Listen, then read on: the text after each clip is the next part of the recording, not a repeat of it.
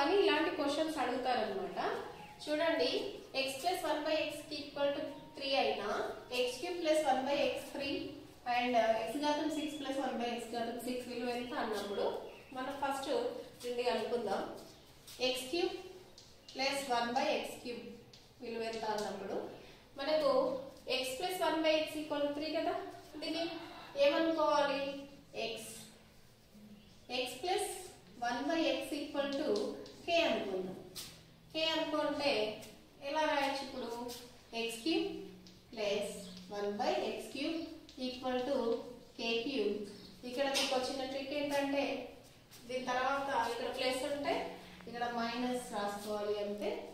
3 × k ఇది గుర్తుపెట్టుకోవాలి మనం.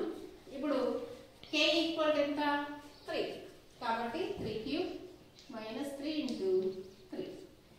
ఓకే, ఎంత అవుతుంది? 3³ అంటే 3 × 3 × 3.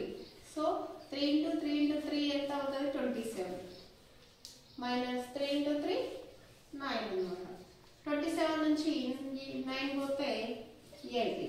సో మనకు x³ + 1/x³ = 18. మనకు దీని పెద్ద సూత్రం రాసి చేయాల్సింది ఏం లేదు. జస్ట్ ఈ ట్రిక్ తెలుసుకుంటే సరిపోతుంది. k³ - 3k ఇది గుర్తుపెట్టుకుంటే ఈజీగా చేయొచ్చు లెక్క. అలాగే ఇక్కడ ఏమడిగింది మనకి? x⁻6 + 1/x⁻6 అన్నాడు కదా. దీన్ని ఫస్ట్ మనం ఏం చేద్దామంటే x⁻6 ని ఇలా రాద్దాం. x² రాద్దాం. అంటే 2 × 6 అవుతుంది. ఇప్పుడు మనం ఏం చేస్తాం? x² విలువ కనుక్కోండి, దాన్ని క్యూబ్ చేస్తే సరిపోతుంది. ఫస్ట్ x² విలువ కనుక్కుందాం. మరి x మనకు తెలుసు. x + 1/x = 3. దీన్ని స్క్వేర్ చేస్తే ముందు వీడియోలో మీరు చూడొచ్చు స్క్వేర్ ఎలా చేస్తే మనకి a + b² రూపంలో చేస్తే ఎలా వస్తుంది. కానీ ఇక్కడ అవసరం లేదు. చూడండి, x² + 1/x² మనము దీన్ని k అనుకున్నాం కదా. ఇక్కడ x + 1/x = k అనుకున్నాం కాబట్టి x² అంటే k² - 2. మనకు ప్రశ్నలో ప్లస్ ఉంది కాబట్టి ఆన్సర్లో మనం -2తో చేసేస్తాం.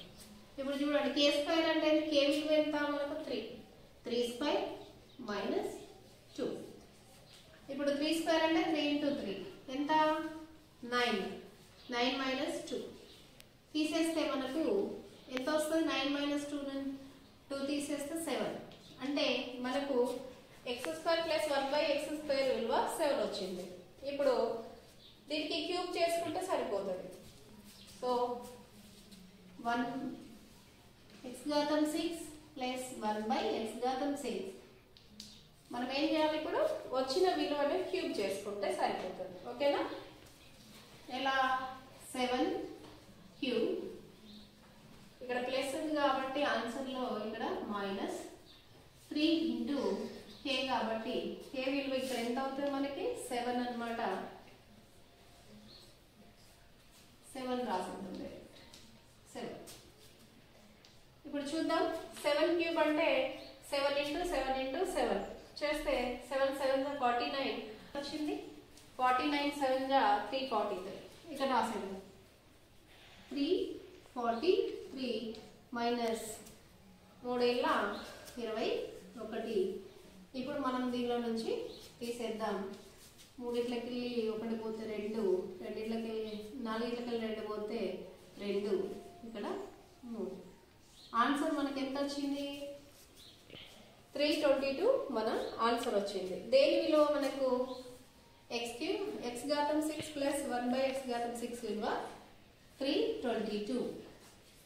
ఫ్రెండ్స్, నా వీడియో కనుక మీకు నచ్చినట్లయితే సబ్స్క్రైబ్ చేయండి, షేర్ చేయండి, లైక్ చేయండి.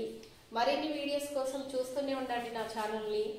ఇంకా ముందు వీడియోస్లో మనం ఈజీగా ఎలా నేర్చుకోవాలి, ఈజీగా ఎలా సాల్వ్ చేయాలి, మనకు డిఎస్సిలో కానీ టెట్లో కానీ వచ్చే ప్రశ్నలు ఆన్సర్స్ ఎలా చేయాలి అనేది నేను చెప్పబోతున్నాను. So watching my video. Thank you friends. Thank you.